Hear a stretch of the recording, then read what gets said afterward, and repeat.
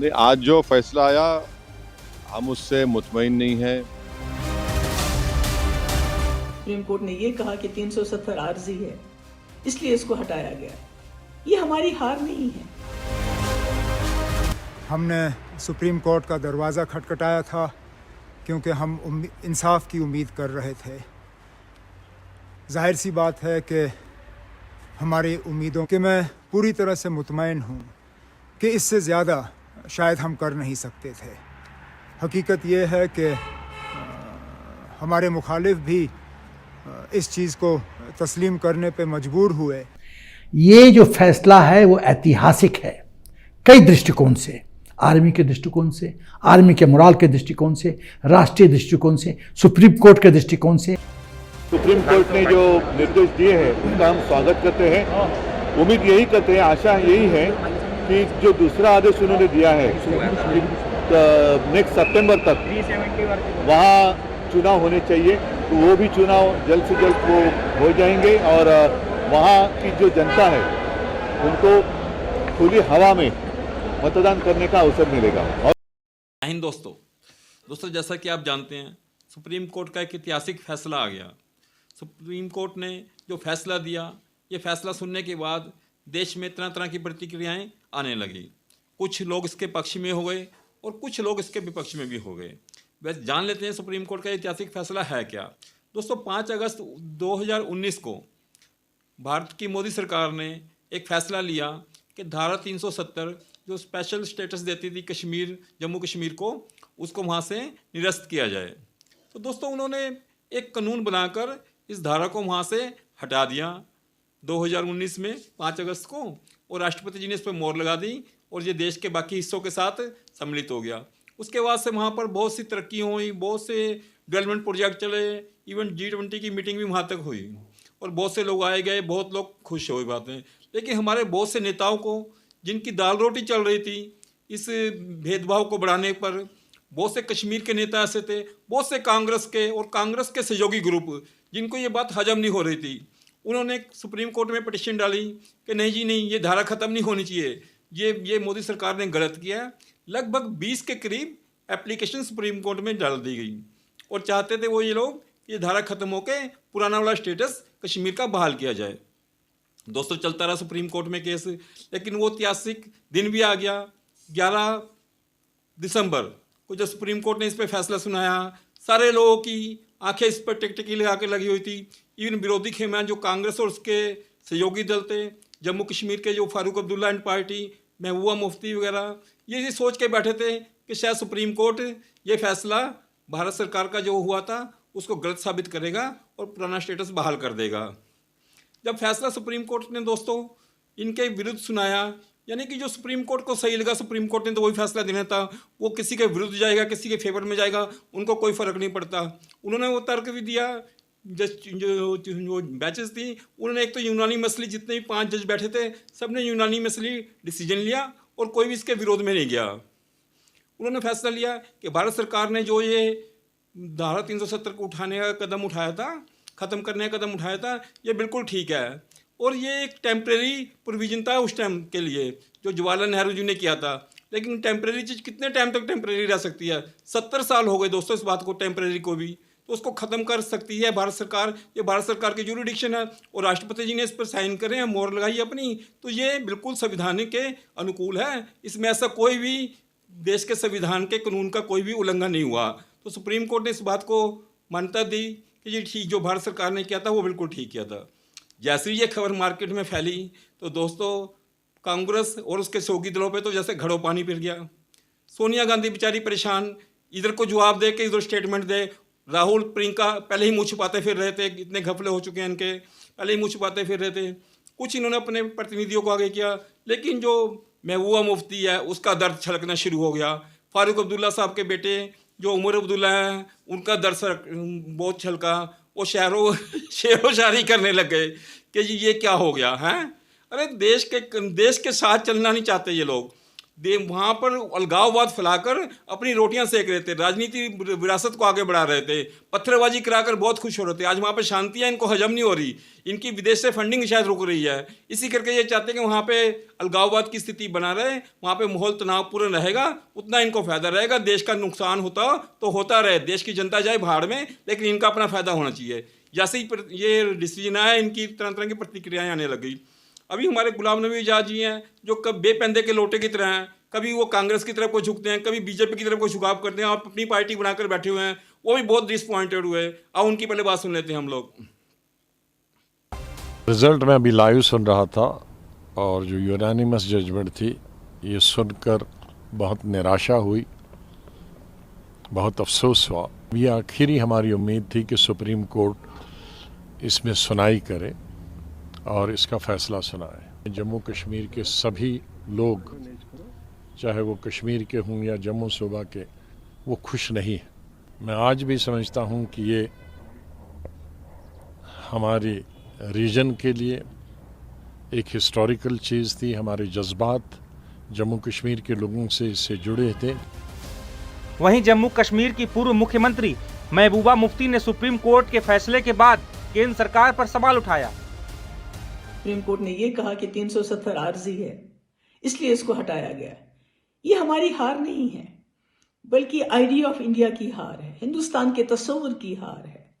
जिस तस्वुर के साथ, जिस आइडिया ऑफ इंडिया के साथ, जिस गांधी के हिंदुस्तान के साथ, जिस गंगा जमनी तहजीब के साथ जम्मू कश्मीर के मुसलमानों ने पाकिस्तान को दरकिनार करके यहाँ के सिखों के साथ, यहाँ के बुद्धिस्ट के साथ, यहाँ के क्रिश्चियंस के साथ, यहाँ के हिंदू भाइयों के साथ गांधी के मुल्क के साथ हाथ मिलाया, आज उस आइडिया ऑफ इंडिया की हार है। आज जो हरकत मरकजी सरकार ने पार्लियामेंट के अंदर नाजायज, गैर कानूनी, गैर आईनी की, उसको जो जायज करार दिया गया, वो जम्मू कश्मीर के लिए ही नहीं, बल्कि आइडिया ऑफ इंडिया, हिंदुस्तान के तस्वुर के लिए एक सजाए मौत की खबर से कम नहीं है। दोस्तों, महबूबा मुफ्ती जो बहुत ज़्यादा निराश दिख रही हैं, बहुत ज़्यादा उनको जैसे सदमा लग गया हो। कभी इनको ये नहीं भूलना चाहिए, अपने बच्चे को, अपनी इनकी जो बेटी है उसको पढ़ने के लिए इन्होंने विदेश में भेजा हुआ है, और वहाँ कश्मीर के मासूम बच्चे जिनको समझ नहीं है, उनको 200 रुपये 400 रुपये दिहाड़ी पर लाकर पत्थर डलवाते हैं, फिकवाते थे आर्मी के ऊपर हैं। वो इनको अच्छा लग रहा था। अपनी बेटी को पढ़ने भेजो बाहर, और कश्मीर का क्योंकि माहौल ठीक नहीं है इनकी बेटे बच्चों के हिसाब से, आप अपने और कश्मीर के बच्चों को पढ़ के उन पे सेना पर पत्थर डलवाओ, वहाँ पे अलगाव फैलाओ, उनको गलत रास्ते पर लेके जाओ, वो आपको अच्छा लग रहा था। आज एक ऐतिहासिक फैसला हुआ, कश्मीर को, जम्मू कश्मीर को भारत के बाकी स्टेट्स के साथ मिलाया, उसको स्पेशल दर्जा दिया भी क्यों जाए। हमारा बिहार को नहीं मिल सकता स्पेशल दर्जा, पंजाब को क्यों नहीं मिल सकता। एक ये जम्मू कश्मीर को स्पेशल था, आपको सारी फैसिलिटीज मिलनी चाहिए थी, वो जो नहीं मिली टाइम से वो मिलनी चाहिए थी, लेकिन स्पेशल नहीं होना चाहिए। जब हिंदुस्तान का कानून ही ऐसा है कि सारे लोग बराबर हैं, तो बराबर फिर बराबर ही चलेगा ना। तुम्हें इसमें अफसोस करने क्या बात है। तुम्हें पाकिस्तान से फंडिंग आनी बंद हो जाएगी इस बात को लेके।